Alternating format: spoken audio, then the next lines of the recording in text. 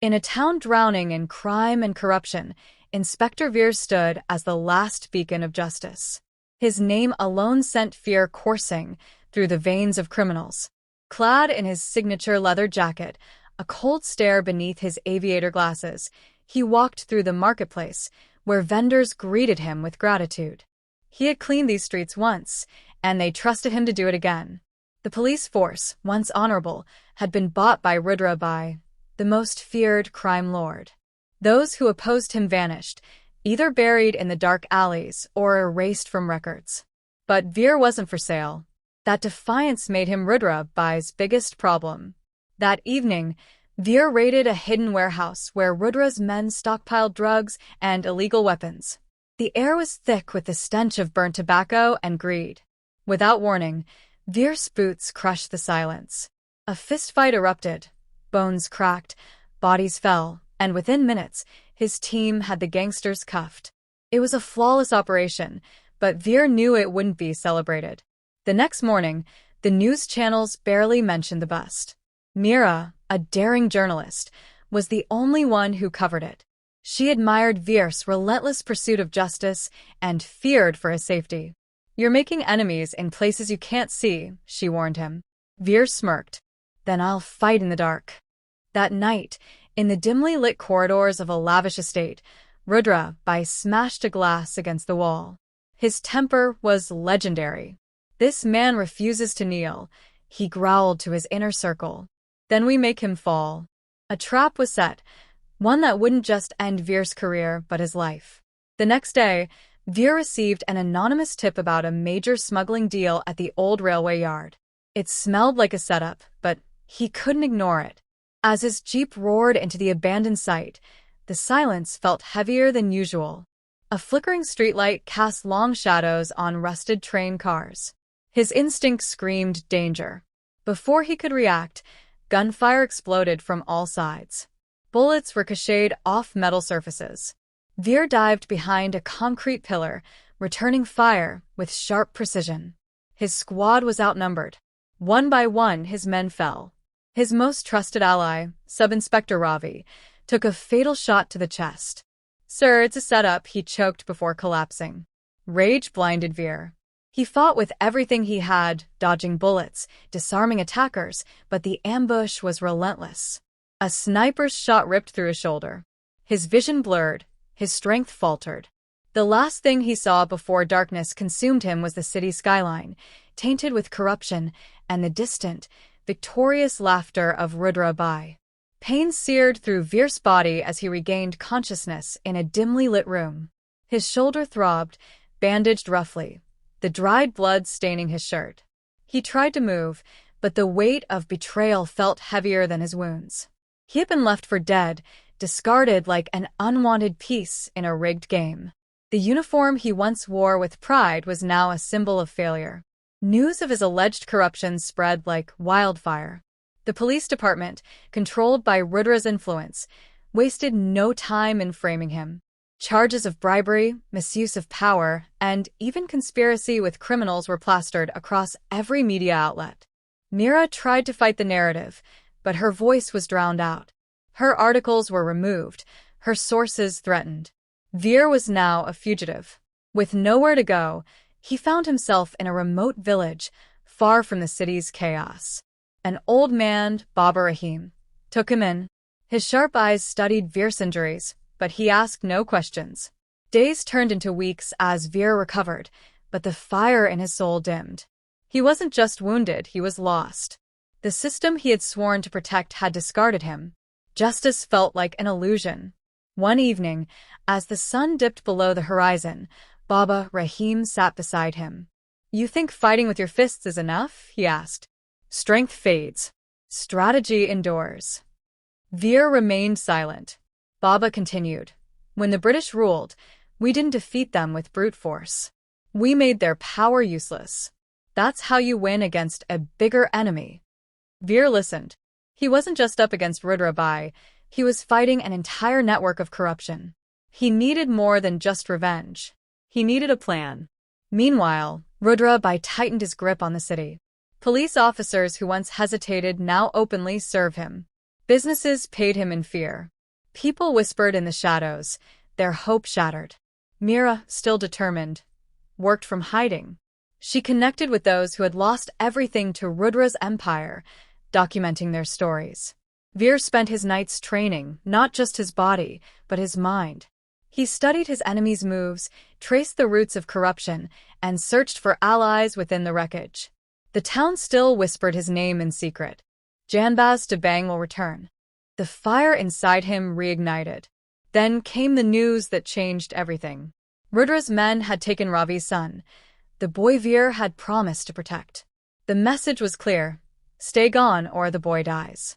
Veer tightened his fists. This wasn't about revenge anymore. It was about justice.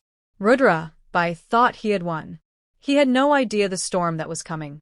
Veer wasn't the same man they had left bleeding in the dirt. He had returned, not as a broken officer, but as a force that no corruption could silence. Veer moved with purpose, no longer the man who had fallen, but the warrior who had risen.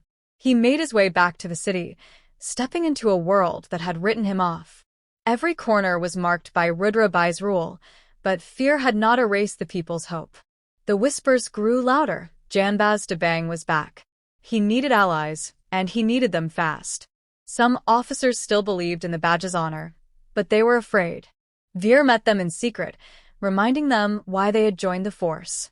One by one, they pledged loyalty. It wasn't about orders anymore, it was about justice. Mira, still working from the underground, uncovered evidence linking Rudra Bhai to political figures. Money laundering, human trafficking, murder, it was all there hidden behind fake accounts and puppet officials. But exposing it wasn't enough. Rudra controlled the law.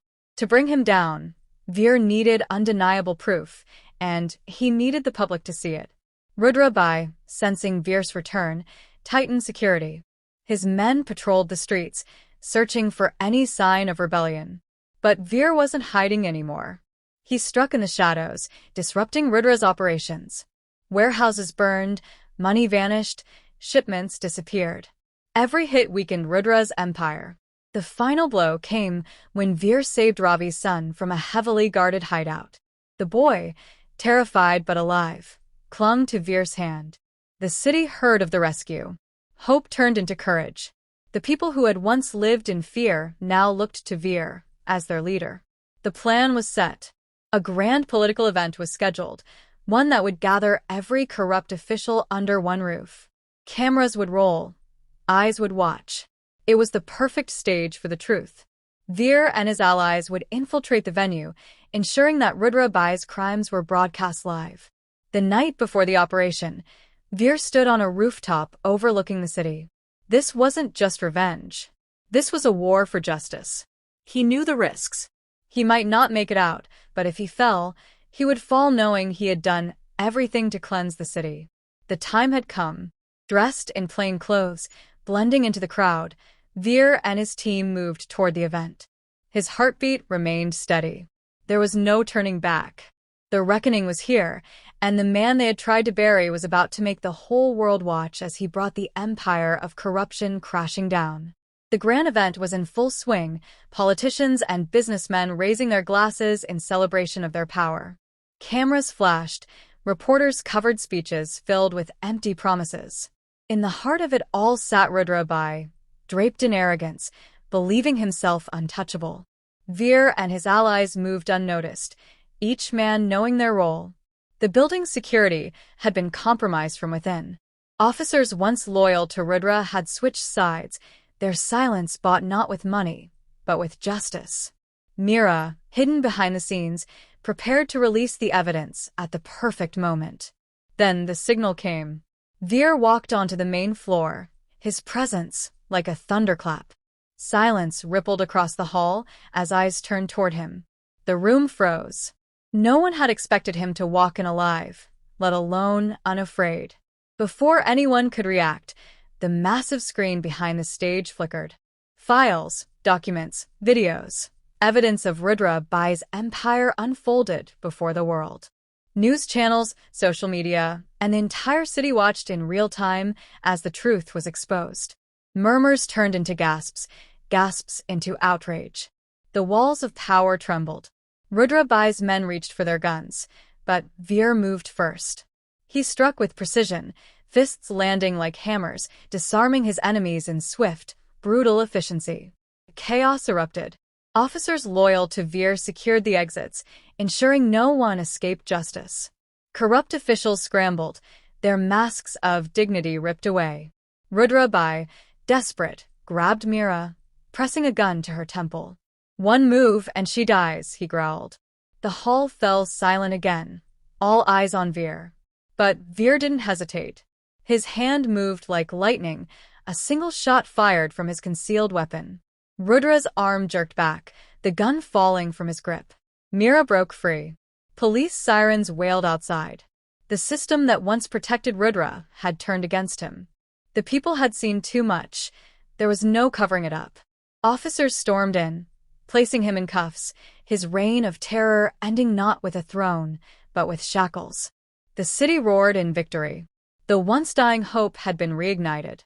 The streets, once ruled by fear, now echoed with celebration. Justice had been restored. Veer stepped outside, looking at the sky. He had done what he set out to do, but he knew his fight wasn't over. Corruption had many faces, and justice was an endless battle.